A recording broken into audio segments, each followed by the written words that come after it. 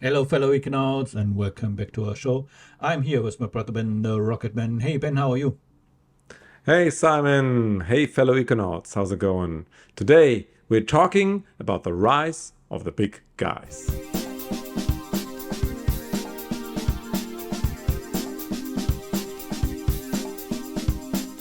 So last week we had some impressive launches, one for the New Glenn and one for Starship 7. Perhaps, Ben, you can start by giving us an overview of the New Glenn launch first. Indeed, this year started with very impressive launches and development for the space economy. So for the New Glenn launch, to begin with that one, the maiden flight was already planned early January. 15th of January was the original planning then to actually trigger the launch. However, the weather conditions in the sea where the booster rocket would have landed were a bit rough. So that Blue Origin decided to launch on the 16th of January. They successfully reached orbit. Unfortunately, they couldn't return the booster, and that was lost.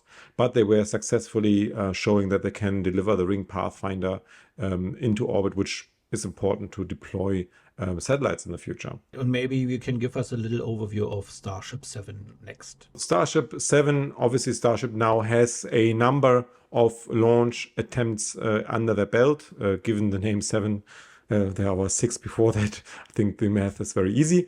However, so the launch was again better than the ones before. They could successfully with the chopstick maneuver return partly the lower stage, not partly, fully the lower stage. However, the upper stage they had to perform an RUD, a rapid unplanned destroy of the upper stage, and that was completely lost and left a very impressive night sky. Unfortunately, some Qantas flights had to be delayed because of that, because that was happening over the Indian Ocean, straight in the path between Perth and South Africa for the main Qantas 9 there. While both rockets are very impressive, there are certainly some differences. Maybe we can start by looking at New Glenn first. Okay, so the New Glenn rocket is again, as a masterpiece of engineering, of course.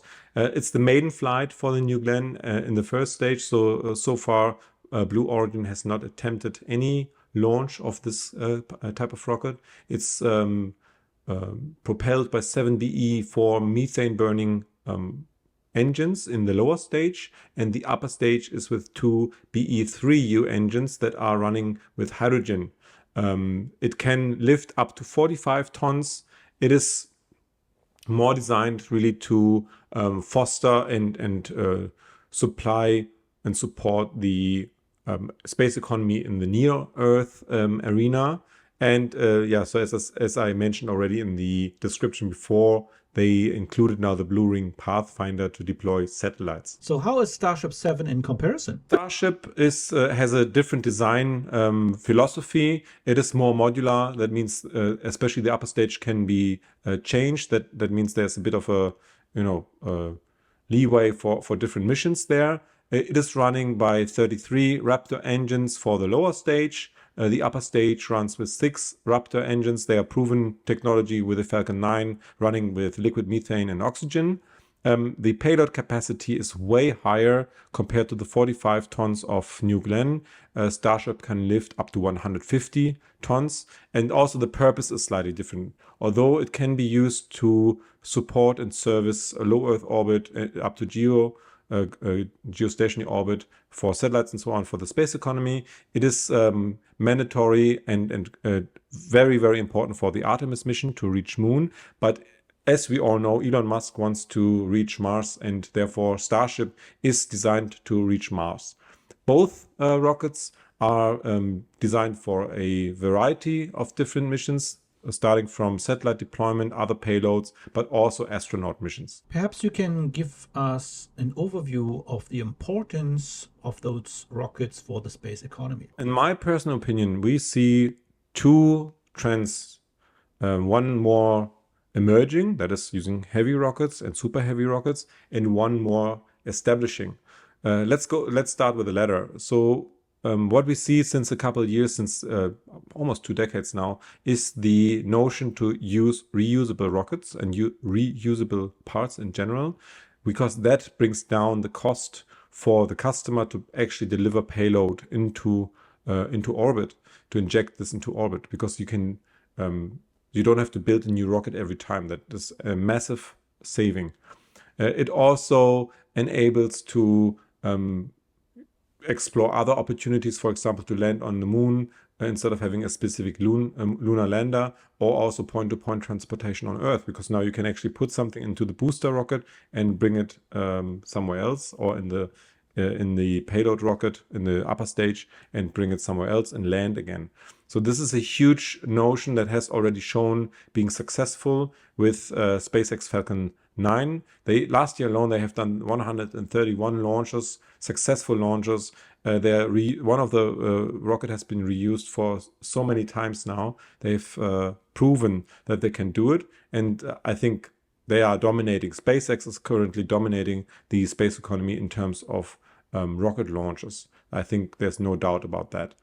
The second notion we are seeing is that now more and more companies understand that we need to focus on heavy and super heavy launches. Falcon 9 being a medium rocket is already impressive, but none of these successful rockets and none of these notions show that any light launches have a huge demand really these days.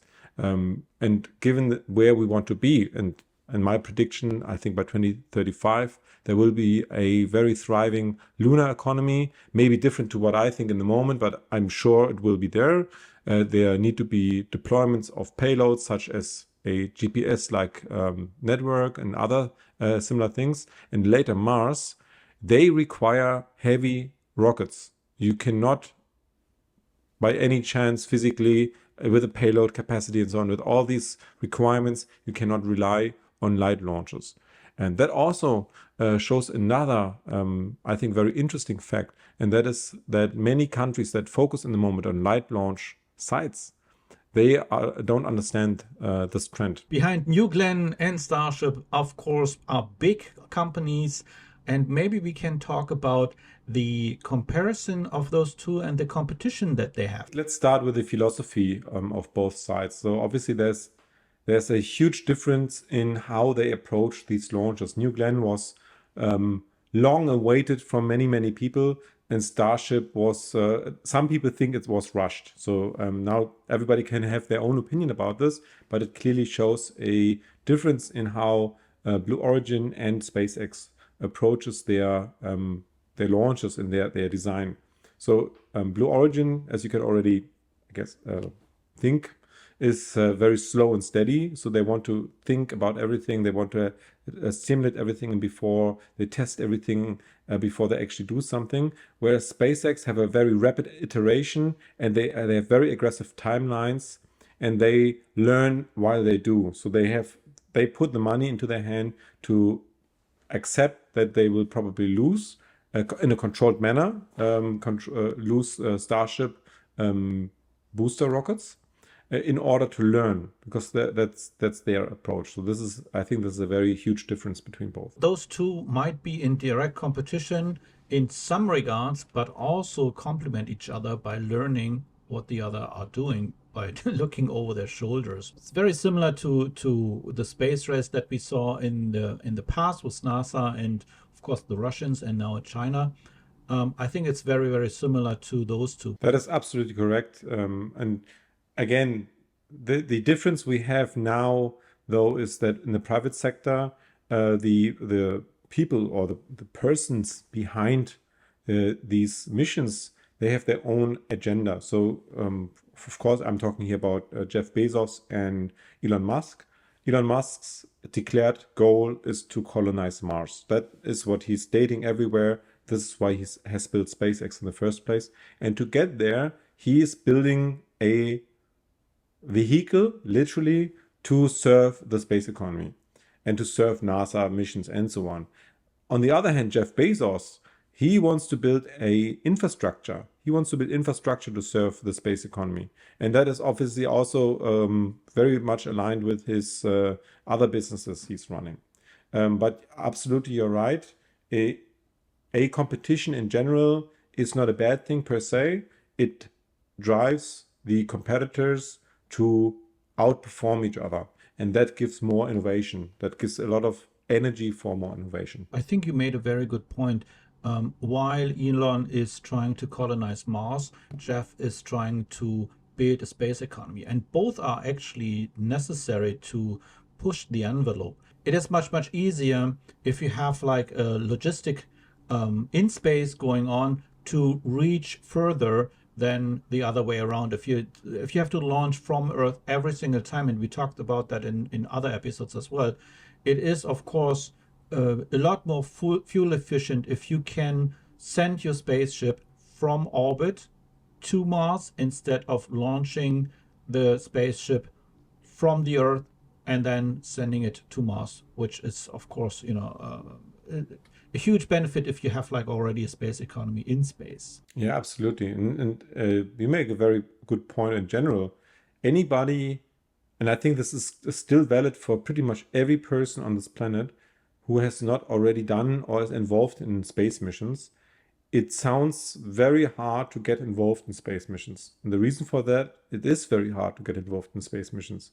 And the reason for that is it's still very expensive to run space missions. So I'm not saying that in the future it will be super cheap to run a space mission, but what I'm saying is that reducing the cost so dramatically in both money and time to actually bring your payload into space, to try something out, or to deliver a certain point of contact or certain service to customers, to governments, and so on, that opens up now this market to so many more people, so many more opportunities are rising. And now suddenly you not only have a handful of companies, big companies that have military contracts, government contracts, and a huge amount of budget, like in the billions. No, now you also open up opportunities for smaller players with a couple, maybe 100 million, maybe tens of millions of dollars to actually build a sustainable ecosystem. And similar to, when you look at the internet, for example,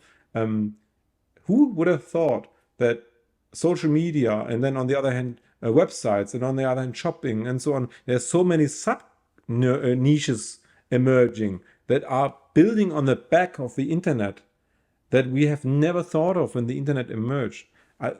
There's no way that we can foresee what will happen once you actually have that working super highway to space, where you actually can send something. Again, it will not be cheap ever in terms of everyday Joe can send something, but it will be cheap that a startup could afford to bring their payload for a test, for example, into space. A lot of great information about New Glenn and Starship.